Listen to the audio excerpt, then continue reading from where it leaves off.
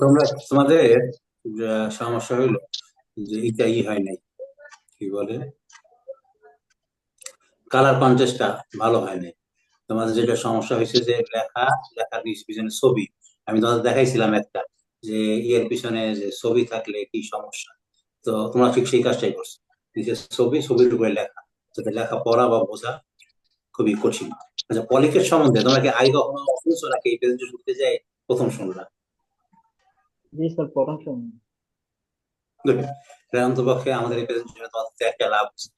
পলিকের সম্বন্ধে জানলা ও পলিকেট কতটা গুরুত্বপূর্ণ সেটাও জানতে পারলাম, ঠিক জি কিনা? স্যার।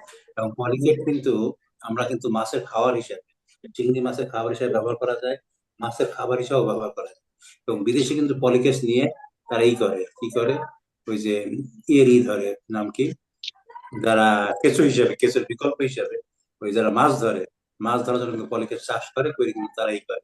সেই হিসাবে তোমরা যারা ফিশারিজের লোক আছো, তোমরা ওইটা চিন্তা করতে পারো। বাংলাদেশে অনেকেই তো মাছ ধরার জন্য কেঁচো চাষ করা কঠিন। কেঁচো চাষ না করে তোমরা পলিকেট কি করতে পারো, চাষ করতে পারো, চাষ করে এটাকে দিতে পারো। তোমরা স্লাইড গুলো কারবার করে দাও তো শুরু থেকে।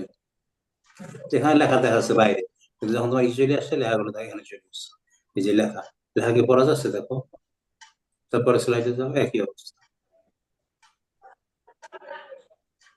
ছবি সুন্দর আসছে, কিন্তু তারপরে দেখো তোমার লেখা দিচ্ছ, এই লেখায় দেখা যাচ্ছে কি হচ্ছে, কিছু দেখা যাচ্ছে না, যাচ্ছে। তো যার জন্য এগুলো তোমার ইমপ্রুভ করতে হবে। নেক্সট দাও, একই অবস্থা, ঠিক আছে না? তো এগুলো ইমপ্রুভ করতে জি হবে। স্যার। ঠিক আছে, তবে পলিটিক্সের উপরে তোমার যদি কেউ আসলে আগ্রহী হয়ে থাকো, এর উপরে বাংলাদেশে ভালো সম্ভাবনা আছে। তোমার যদি কেউ দেখুন তো ফার্স্ট ইয়ার ফাইনাল ইয়ার পর বা তোমাদের কারো বাড়ি যদি ওইদিকে থাকে, সমুদ্রের কাছে বাড়ি আছে কারো? জি স্যার, আমি চিটাগং এ থাকি। তোমার বাড়ি কোথায়? চিটাগং এ স্যার, বড্রাহাট। আচ্ছা, তাহলে যদি সমুদ্রে তোমরা এটার উপরে যদি গবেষণা করতে চাও বা চাষ করতে চাও, সেই হিসাবে তোমরা একটা কাজ করতে পারো। জি ওকে, স্যার। Thank you. ধন্যবাদ নেক্সট। স্যার।